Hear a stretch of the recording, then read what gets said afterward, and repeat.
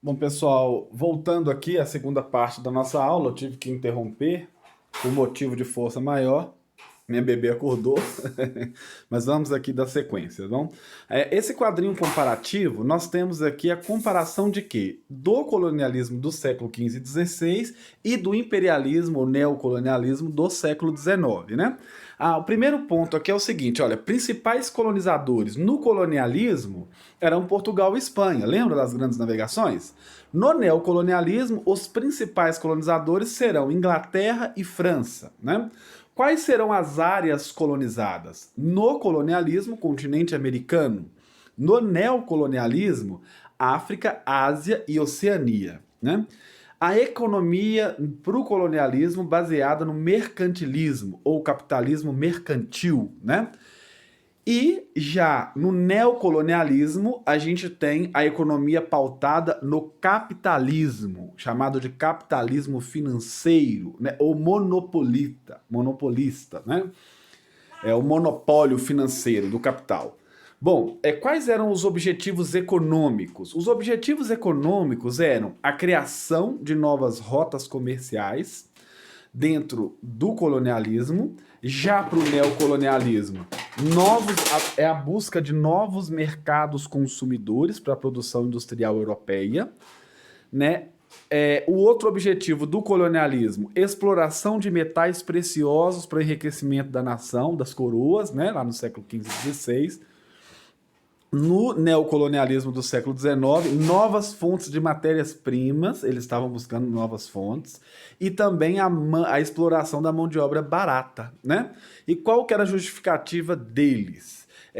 Do colonialismo, a expansão da fé cristã, levar o catolicismo aos povos do mundo, aqui no caso dos povos indígenas, né? E já do neocolonialismo, a justificativa era uma missão civilizadora, levar o progresso aos povos do mundo, levar a civilização, né? Essa era a justificativa, não é isso? Então esse quadrinho, ele nos ajuda muito bem a entender, a compreender, né? E a comparar e diferenciar colonialismo de neocolonialismo, ok?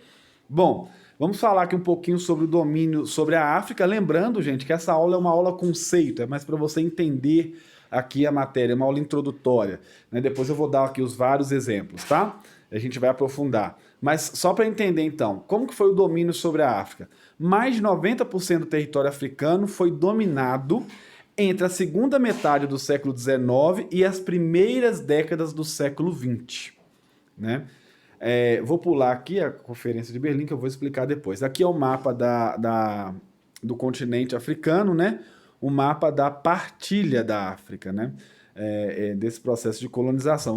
Nesse processo de imperialismo aqui, eles vão reconfigurar os mapas, eles vão traçar as linhas ao seu bem-querer. Eles, os europeus, né? Bom, e o domínio sobre a Índia, né?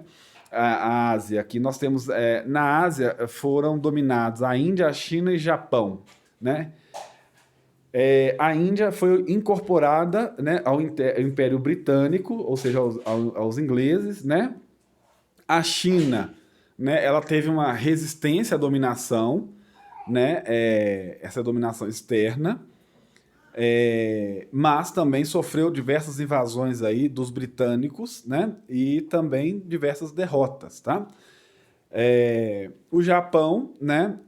Durante a era Meiji, passou por um processo de modernização e iniciou sua experiência imperialista na África, né? E é interessante essa era Meiji, que era a era dos samurais, né? E aí, com o processo de imperialismo, o Japão teve que se modernizar, tá bom? Aqui a gente tem os mapas, né, que mostram o poder do Império Britânico. Então dê um stop aí no vídeo e observe o detalhe, né?